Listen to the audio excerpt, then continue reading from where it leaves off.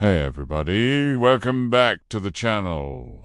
And today I'll be talking about something really cool that just happened in terms of a new agreement between the European Union and Canada.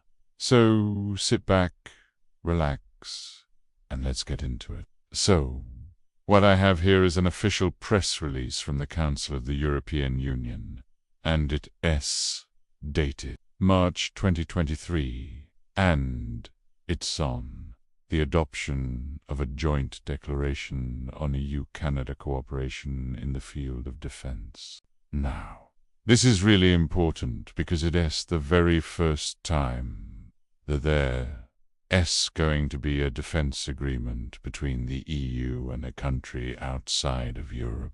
Senses. I can tell you it's also the first time that the EU has agreed to work with a partner country on space security. And then they're also going to be doing things like working together on cybersecurity, sharing expertise and best practices, and aligning their industrial capabilities. So, all really good stuff. Let's dive into it. So, at the joint press conference, the High Representative and the Minister of National Defence of Canada stressed that the partnership was not directed against any country, but it will contribute to peace and security, both inside and outside our respective regions. And then the actual declaration itself starts out with a really strong statement about their shared values. They want to uphold the rules-based international order. They want to protect democracy, human rights, and fundamental freedoms. They recommitted to the peaceful resolution of conflicts, and they recommitted to the principles of the UN Charter. They recognize that they're facing common challenges such as hybrid threats, cyber threats, and disinformation campaigns, as well as threats to space security. And they also share the objective of supporting Ukraine in its effort to defend itself against Russia's aggression. In light of that, they agree that closer cooperation is needed. And so, they want to cooperate in several different areas. One is military capabilities. So they want to align their industrial capabilities, which means that Canadian companies are now able to participate in the European Defence Industrial Development Program, which will allow them to work alongside European companies on future military capabilities. They're also going to cooperate in the area of research and technology development. So they're going to do joint research and development activities, and they're going to share expertise in emerging technology. They're also going to work together to improve their interoperability. So right now there's no interoperability between Canada and the EU militaries, but they want to be able to work together if they need to. And they're also going to do personnel exchanges so that they can learn how to work with each other better and sort of develop those relationships. The second area is cybersecurity. They want to strengthen their cooperation in order to counter hybrid threats and cyber threats. So they're going to be sharing information and best practices here. And then the third area is space security. Now this is a completely new area for the EU because this is the first time that they have an agreement with a partner country that deals with space security. What they're going to be doing here is sharing information and best practices. But they're also going to be working together to ensure the responsible use of outer space. They also agree to hold regular political consultations on security, and that committee is going to meet at least once per year. they're also going to establish a dialogue on military mobility. And they're going to work towards facilitating the cross-border movement of military personnel and equipment. They also want to support each other's arms export control regime. They want to promote peace and stability around the world, and they want to work together to find peaceful solutions to conflict.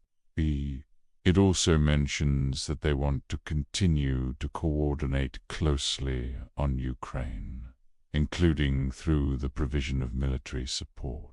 Now, when it comes to Ukraine, there are two protocols that were also adopted alongside this declaration. One is a protocol on the transfer of defense and use items to Ukraine. And this essentially means that Canada and EU member states will notify each other whenever they export defense or dual-use items to Ukraine. Dual-use items are items that can be used both for civilian and military purposes, and this will allow them to avoid any sort of duplication of effort. They can sort of see what other countries are sending and then maybe try to send something else. It also clarifies that the transfer of these items will be in accordance with their respective national laws and regulations, as well as international law. And it also clarifies that these notifications don't create any legal obligations. They're not legally binding. They're simply meant to inform the other side of what they're sending. The second protocol is a protocol on reciprocal exchange of information on military exports to third countries. So basically, what this does is it allows Canadian and EU member state companies to have access to each other's national registers on military exports. And this will allow them to avoid having to comply with multiple requests for export licenses. So, for example, if a company in Canada wants to export something to a third country, then they only need one export license from the Canadian government instead of needing one from every single EU member state. Now, there's also a joint press release that came out alongside these three documents, and the main points that were made during the press conference were that this partnership is not directed against anyone. It's not meant to be a bloc to confront any other bloc. It's not meant to start any sort of conflict or confrontation. This partnership is all about contributing to peace and security, both inside and outside their respective regions. They also mentioned that this is a historic day because for the first time the EU is signing a defense agreement with a country outside of Europe. This is also the first time that the EU is cooperating with a partner country on space security. I also mentioned that this partnership is not exclusive, meaning that they're still open to cooperating with other countries on these same sorts of issues. And then they also mentioned that this is a concrete example of how the transatlantic bond is still very strong. And this is really interesting because obviously there has been a lot of tension between the EU and the US over the Inflation Reduction Act, which has caused some resentment among EU member states.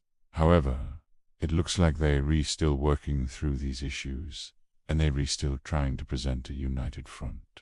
When it comes to things like supporting Ukraine, there was also a question during the press conference about how this would affect NATO and whether or not the EU was trying to become some sort of competitor to NATO.